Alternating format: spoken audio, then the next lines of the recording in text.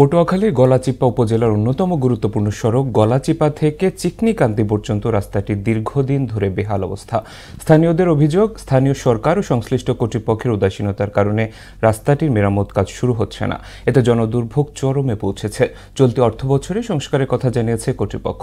সোহাগ রহমানের প্রতিবেদন, জানাচ্ছেন সিফাত রহমান জেসি। পটুয়াখালীর গলাচিপা সদর থেকে কলাগাছিয়া পর্যন্ত রাস্তা জুড়ে ছোট বড় অসংখ্য গর্তের সৃষ্টি হয়েছে। এই রাস্তা দিয়ে প্রতিদিন শত শত মানুষের চলাচল। সামান্য বৃষ্টিতেই এসব গর্তে পানি জমে যাওয়ায় রাস্তাটি চলাচলের অনুপযোগী হয়ে পড়েছে। ঝুঁকি নিয়ে চলাচল করছে যানবাহন। প্রতিদিনই ঘটছে ছোটখাটো দুর্ঘটনা। বছরের পর বছর ধরে রাস্তাটি এমন বেহাল থাকায় ব্যবসা বাণিজ্যের উপরও নেতিবাচক প্রভাব পড়ছে।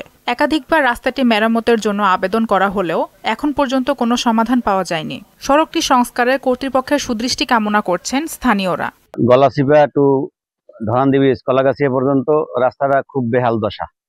যে কোনো সময় দুর্ঘটনা করে, বর্ষার সময় তো মোটামুটি চলাই যায় না। রোগী আনতে অনেক সমস্যা হচ্ছে। গলাচিপা থেকে ধরানদীতে পর্যন্ত অনেক রাস্তা খারাপ, জায়গায় অনেক গর্ত, মোটরসাইকেল নিয়েও আসা অনেক রিস্ক হয়ে যায়।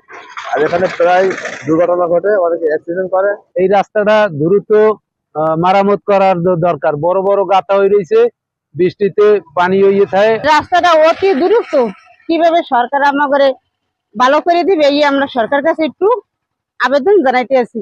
চলতি অর্থ বছরে রাস্তাটি সংস্কারের কথা জানিয়েছেন উপজেলা প্রকৌশলী। গত বছর আমরা ওই রাস্তাটা 2 কিলো করেছি। বাদ বাকি আপনার ডাকুয়া থেকে কলেজ রোড পর্যন্ত এই 6 কিলো রাস্তা অলরেডি আমরা এস্টিমেট করেছি। এটা আমরা আশা করছি ইনশাআল্লাহ এই বছরের মধ্যে হয়ে যাবে। দ্রুতই সড়কটি সংস্কারের মাধ্যমে দীর্ঘদিনের ভোগান্তি থেকে মুক্তি মিলবে, এমনটাই প্রত্যাশা স্থানীয়দের। সিফাত রহমান জেসি, মোহনা সংবাদ।